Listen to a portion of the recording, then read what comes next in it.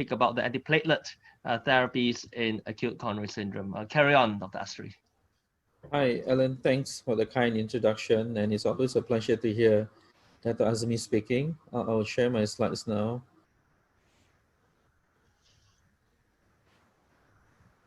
Can you see my slides? Yeah. Yes. Okay. Hi, I'm going to talk about the role of GP2B3A in the management of acute coronary syndrome, but I'll tell you why I'll be concentrating more on just a particular one, tirofiban, in a short while. So as you can see, like what Dr. Azmi has said, there are a lot of drugs involved in the platelet cascade and activation. So there's whole plethora of drugs here. And one of the pivotal receptors involved is GP2B3A, which was not so much known previously. And if you look at the intrinsic extrinsic cascade, there's tissue factors coming in, the plasma clotting cascade starts, you got prothrombin being cleaved to thrombin, and thrombin is a proenzyme which cleaves fibrinogen to fibrin, and you can see this like fibrous fibrin here, and this actually causes platelet to aggregate. That's putting it simply. So there are a lot of stressors, but the main receptors which actually bring the platelets together is GP2B3A. So this is where most of the drugs act indirectly on these receptors, but GP2B3A basically needs fibrinogen to fuse one platelet to the other. So GP2B3 inhibitors actually block this fusion direct at the receptor. So it's a very potent anti-thrombotic drug, and it blocks the final common pathway of platelet aggregation, and it is actually reversible.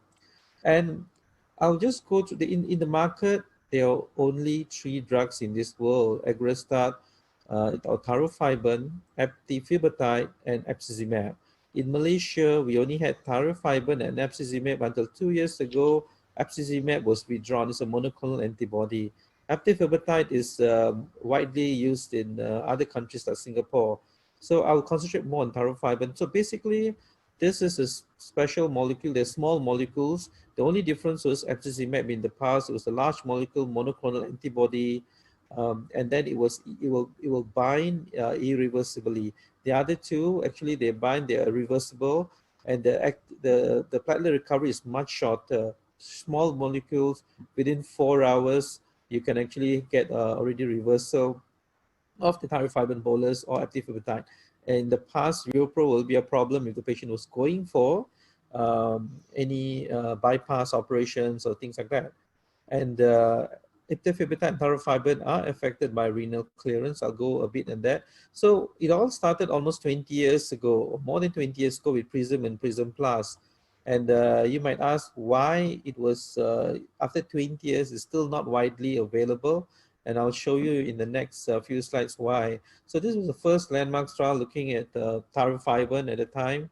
And they used a different dosing regimen, a low dose albeit upstream setting, and they looked at 1,900 plus patients. And the initial trial was actually stopped prematurely because there were 3 arms. The tirofiban only arm had more mortality. Then there was also, that was Prism, and Prism Plus came on. And what it showed was there's actually, in the composite endpoints, there's actually a decrease at day 7 and 30 days. And this is in a PCI setting in acute coronary syndrome patients. And if you look at, the worry was always bleeding, like what Dr. Azmi mentioned earlier. The more efficacious it is, it comes at a cost of higher bleeding risk. And they found was, as expected, in tirofiban group, the minor bleeding, major bleeding across the board was increased, but it was not significant. So this was the initial safety studies which actually got FDA to approve this medication.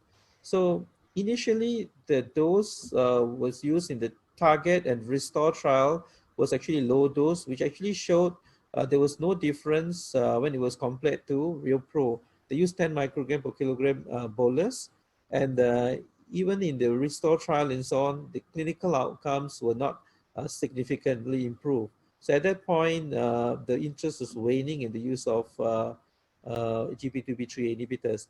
But subsequently, another trial, this was not by the manufacturer recommendation, but they found that they give at a high bolus, 25 microgram per kilogram over 3 minutes, you can actually achieve more than 90% platelet inhibition or platelet aggregation within 10 minutes. So subsequently, this dose was approved in 2013. And this is actually based on the advanced trial where they looked at a small group of 202 patients where they compared the high dose high dose tirofiban, and they found that the composite uh, endpoints were actually reduced in this group. This is a small study, and this actually paved the way for high dose tirofiban dosage. And this is what currently is recommended, high dose, which actually achieves 90% platelet inhibition within 10 minutes, as opposed to antiplatelet drugs like clopidogrel, ticagrelor, prasugrel will take at least 2 to 4 hours to achieve at least 70% platelet inhibition. So while these drugs are working, you actually can give this. So as you can see, this is the platelet inhibition across the board with compared to Rioplo, eptifibatide, and tirofiban high dose. Clinically, in these studies, there has been no difference, but this is actually looking at platelet aggregation studies. And what I will tell you, like just now, there's always a delay in onset. So this you can see when you give prasugrel or ticagrelor, at 2 hours you have 40% platelet inhibition. At 4 hours you can reach 80%, barely 90% at 8 hours. So there's a delay in the onset. And this is one of the reasons. This is an example, a 6-year-old lady undergoing non-STEMI intervention. So you realize in the actual real world setting, you can see the 2 tablets still in the stomach while the angiogram is being done. So there are a lot of things which actually affect, absorption of these drugs. And especially when the patient you have given morphine, patient will be vomiting, even the drugs might not actually get to the system. So this is one example. And this is why we are talking about other drugs like GP2B3 inhibitors to achieve more rapid platelet inhibition. Like in this graph, within 15 minutes, you can reach 90% platelet inhibition. And this is again showing while you can give tirofiban or GP2B3 inhibitors in conjunction with P2Y12. So this is all in the PCI setting. So while this GP2B3 inhibitors work, then you find that the drugs slowly catch up. And this is this is a platelet. It's not a clinical patient study in the sense that it is more looking at pharmacokinetics, a fabulous faster, which was just published this year in circulation. So they looked at 122 patients in setting of primary PCI. So this time they compared it head to head with Cangrelor, the newer IV P2Y12 inhibitor, to tirofiban. And also interestingly, there was another group with prasugrel where they compared subdivided into chewed prasugrel and intact prasugrel. For information, prasugrel was available in Malaysia, but until recently it was pulled out. It is more of, I think, a marketing issue. So the only P2Y12 we have in Malaysia at the moment is clopidogrel and ticagrelor. And these were the findings. If you look at it, you can see that at 30 minutes, it was actually even superior to Cangrelor in achieving, this is inhibition of platelet activity. So it's not a clinical looking at MACE and so on, platelet activity. So Cangrelor did not satisfy the non-inferiority compared to tirofiban. And chewed prasugrel and integral prasugrel, there was no difference. So you can see the orange is tirofiban, which actually immediately achieves high platelet inhibition. I will tell you later in what are clinical scenarios this will be useful. Of course, it can come at increased bleeding risk and so on. And sorry, let me go to the next slide. Okay, looking at the guidelines and so on. So the guideline, this is from 2014. So GP2B3A inhibitors in the past have been initially 2B, 2A. So widely used for non-STEMI patients upstream, it's still 2B. And in the setting of PCI, then you can actually, it goes up to 1A in high-risk patients who have not adequately treated with clopidogrel ticagrelor. Otherwise, it's 2A in those with adequate treatment with clopidogrel or ticagrelor. And this is the latest guidelines on 2020 ESC guidelines. So it is still 2A. So after 20 years, we find that GP2B3A inhibitors are still confined to the domain of the interventional cardiologist. And when you do not know the anatomy and so on, so it is 3A. It's not recommended if you're not planning to do intervention for this group of patients. And this is the dosage. Currently for tirofiban, which is available in Malaysia, they recommend high dose bolus followed by infusion. And this is our guidelines. Our non-STEMI guidelines are due for revision. It's been quite a long time, 2011. And this is mentioned that you can use all three, but only tirofiban is available in Malaysia. And they are used in high-risk patients, either awaiting transfer to PCI facility for invasive strategy or upstream therapy prior to PCI. But upstream therapy is not practiced anymore. Nowadays, we only use this as a bailout in PCI or primary PCI. So this is our latest guidelines, 2019 STEMI. And you can see this is only in the setting of for primary PCI for STEMI. So the recommendation is 2A for abscesivir and 2A for tirofiban. And this is an interesting meta-analysis looking at 7 trials in the setting of STEMI, usage of tirofiban. And what they found was there is a trend towards a reduction, significant reduction in MACE, as you can see here. And major bleeding is not increased.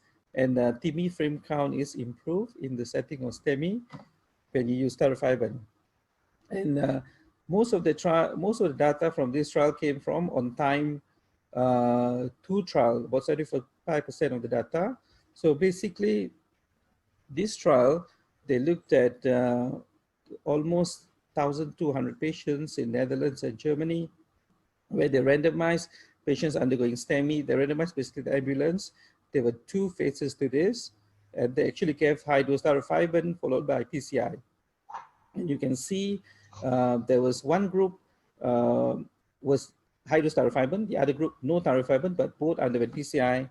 And what they found was there was a decrease in major cardiac adverse events at 30 days, significant decrease, but there was a trend towards a decrease in mortality, although not significant.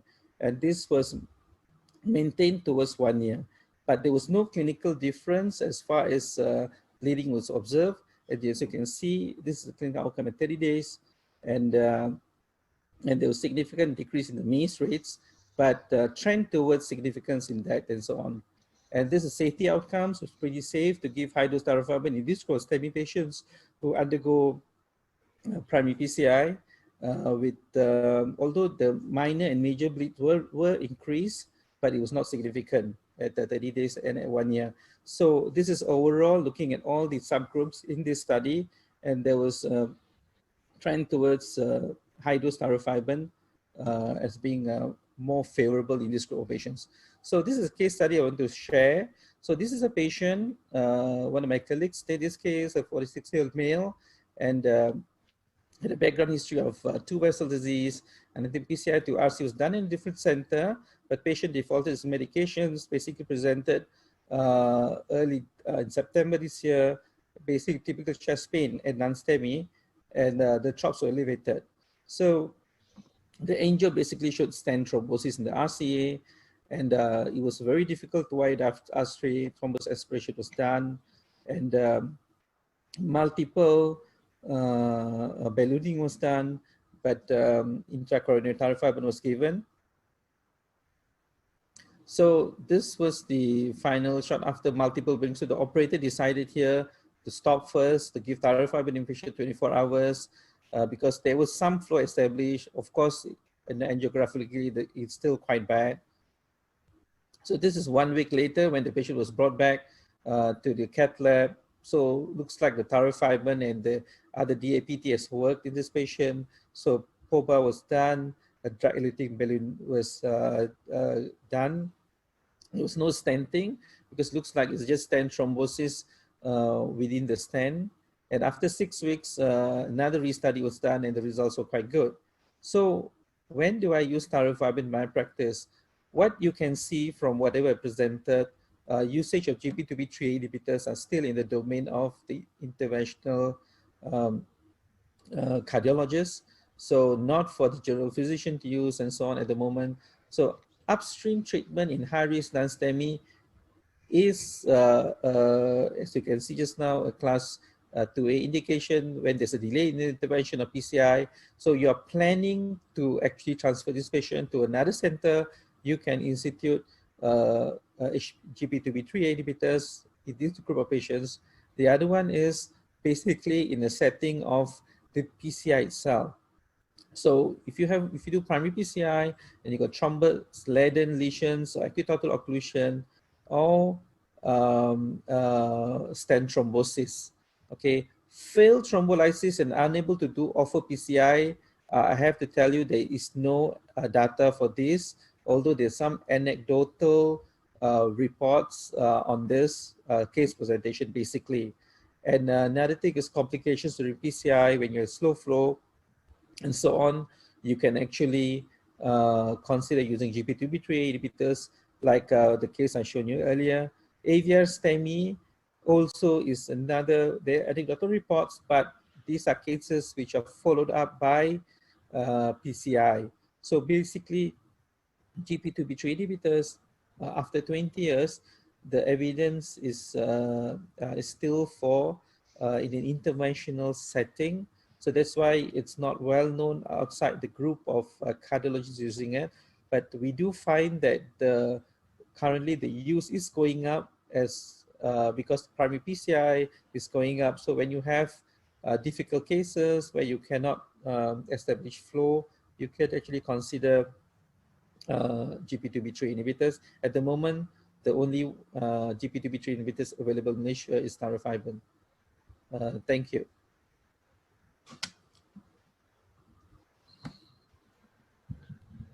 Okay, I have ended my talk. Yeah, thank you very much.